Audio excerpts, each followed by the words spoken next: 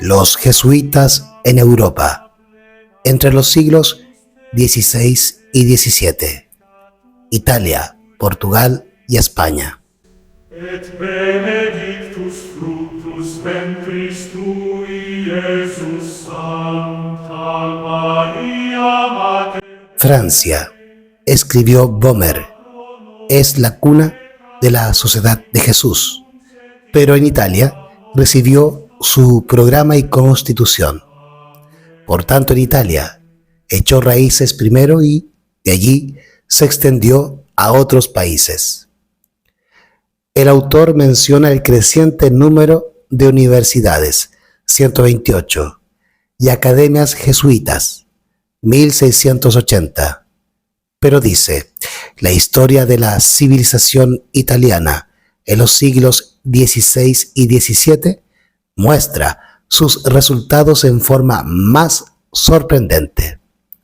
Si un italiano instruido abrazaba otra vez la fe y las ordenanzas de la Iglesia, sentía nuevo celo por el ascetismo y las misiones, componía poemas piadosos e himnos para la Iglesia, dedicaba concienzudamente los pinceles de pintor y los cinceles de escultor para exaltar el ideal religioso. ¿No era acaso porque las clases educadas se instruían en universidades y confesionarios jesuitas? Desaparecieron la sencillez del niño, la alegría, la vivacidad y el simple amor por la naturaleza.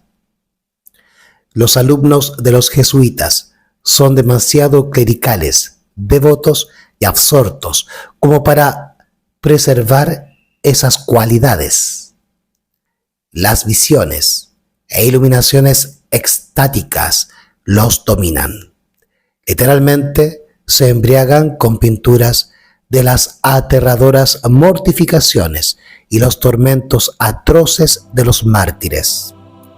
Necesitan la pompa, el brillo y lo teatral.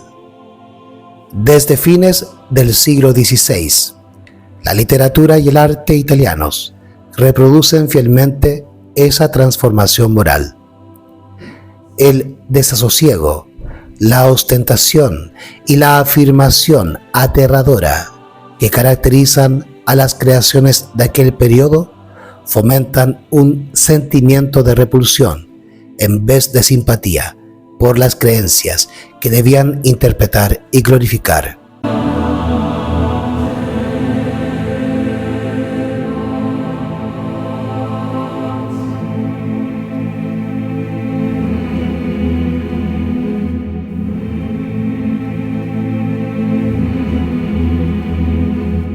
El amor por lo distorsionado, afectado, brillante y teatral podría parecer extraño entre místicos formados por los ejercicios espirituales, si no detectáramos el objetivo esencialmente jesuita de impactar la mente.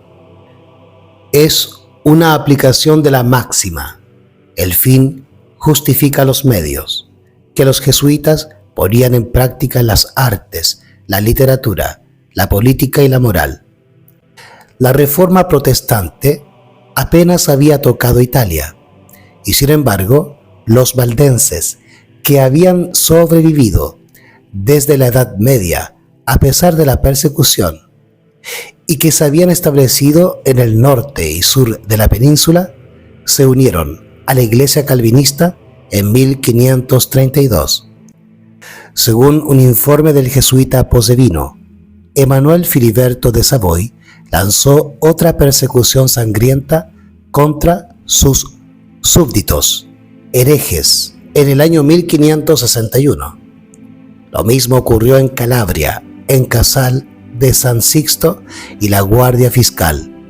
Los jesuitas estaban implicados en esas masacres, estuvieron ocupados convirtiendo a las víctimas. El padre Posevino, por su parte, seguía al ejército católico como su capellán y recomendaba la exterminación por fuego de los pastores herejes como un acto necesario y santo. En los siglos XVI y XVII, los jesuitas eran poderosos en Parma, en la corte de los Farnese, así como en Nápoles. Pero el 14 de mayo del año 1606, los expulsaron de Venecia, donde se les había colmado de favores, por considerarlos como los más fieles siervos y portavoces del Papa. Sin embargo, en 1656 les permitieron volver, pero su influencia en la República solo fue una sombra de la que habían tenido en el pasado. Portugal fue un país favorito de la orden. Estando bajo Juan III, entre los años 1521 a 1559, era ya la comunidad religiosa más poderosa en el reino. Su influencia creció aún más tras la Revolución de 1640, que puso a los Braganza en el trono. Bajo el primer rey de la Casa de Braganza, el padre Fernández fue miembro del gobierno. Además, fue el consejero más escuchado por la reina regente, mientras Alfonso VI era aún menor de edad. El padre de Vile logró derrocar a Alfonso VI en 1667 y el nuevo rey, Pedro II, ese mismo año nombró al padre Emanuel Fernández como su representante en las Cortes. Aunque los padres no cumplían deberes públicos en el reino, eran más poderosos en Portugal que en cualquier otra nación. No eran solo consejeros espirituales de la familia real, sino que el rey y sus ministros les consultaban en toda situación importante. Por uno de sus testimonios sabemos que, sin su consentimiento, nadie podía obtener cargo alguno en la administración del Estado y de la Iglesia, a tal grado que el clero, las clases altas y la gente disputaban entre sí para ganarse el favor y la aprobación de ellos. La política extranjera estaba también bajo su influencia. Cualquier persona perspicaz podía darse cuenta de que esa situación no beneficiaba al reino. Los resultados se ven en el estado de decadencia en el que cayó esa tierra desafortunada, Portugal. A mediados del siglo XVIII se requirió de toda la energía y perspicacia del marqués de Pombal para librar a Portugal del control mortal de la Orden de Loyola. En España, la penetración de la orden fue más lenta. Por mucho tiempo el clero superior y los dominios se opusieron a ella. Aún los reyes Carlos V y Felipe II, aunque aceptaban los servicios de estos soldados del Papa, desconfiaban de ellos y temían que invadieran su autoridad. No obstante, con mucha astucia, la orden finalmente venció la resistencia. En el siglo XVII tenían todo poder entre las clases altas y en la corte de España. El padre Neidhardt, ex oficial de la caballería alemana, incluso gobernó el reino como consejero de Estado, primer ministro y gran inquisidor. En España y en Portugal, la ruina del reino coincidió con el apogeo de la orden de los jesuitas.